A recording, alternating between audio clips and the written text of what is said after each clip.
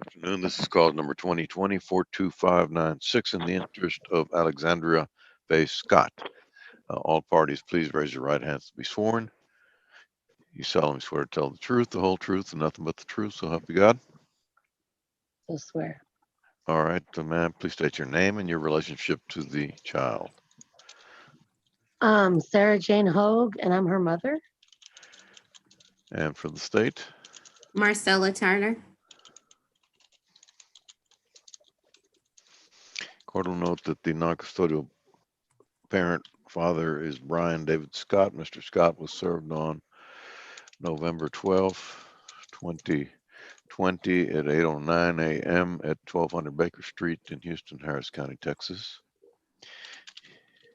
And he did not file an answer or make an appearance. Is that correct, Mr. Turner? Your Honor, he did file an answer. However, further notice was sent to Mr. Scott via certified mail.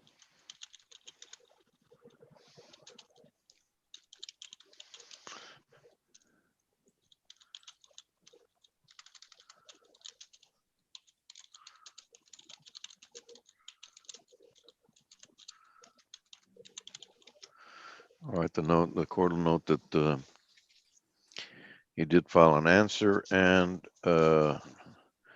notice of this Zoom hearing was sent by certified mail, return receipt requested, and delivered on March 3rd, 2021.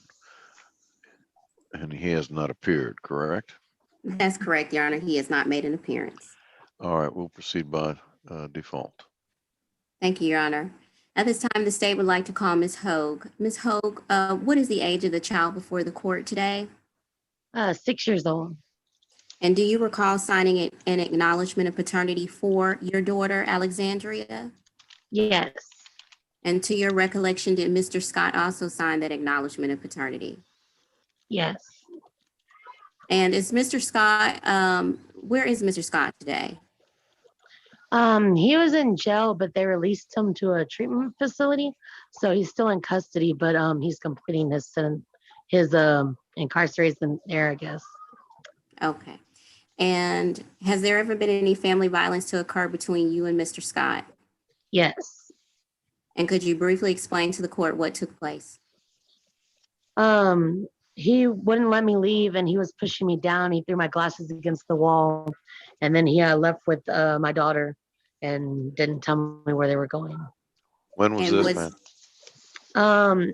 She was 4 months old, so I believe it would have been in 2015 near July.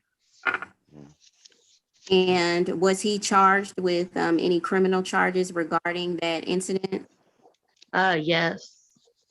And do you believe that if Mr. Scott were to gain access to your address, that it would cause you or the child harm, abuse, or harassment by him knowing that information? Yes.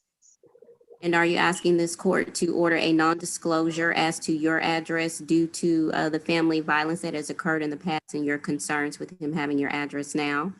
Yes, ma'am. And are you also asking this court to appoint you as the managing conservator of this child and Mr. Scott as the possessory conservator due to the issues that you have had between you and Mr. Scott? Yes. Family violence. And are you asking this court to designate you as the conservator who determines the child's primary residence without regard to geographic location? Yes. And you are not seeking possession and access orders at this time due to Mr. Scott's incarceration. Is that also correct? Yes, that's correct. And to your knowledge, does Mr. Scott have any other children other than your daughter? No, not as I know of. And do you have access to private medical or dental insurance right now for your daughter? She's on Medicaid right now.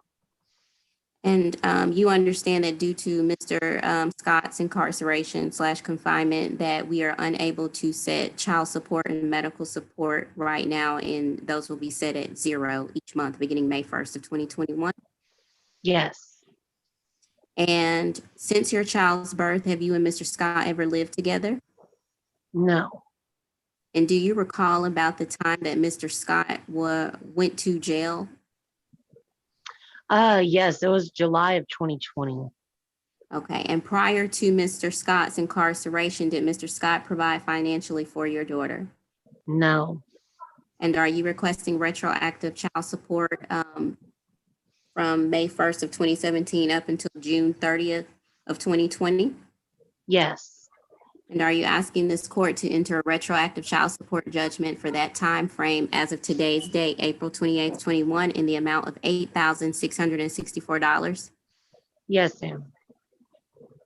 Oh, I see a typo here. I didn't even see that. And you understand that as a result of Mr. Scott's incarceration, that we are unable to set a payout on that judgment Yes.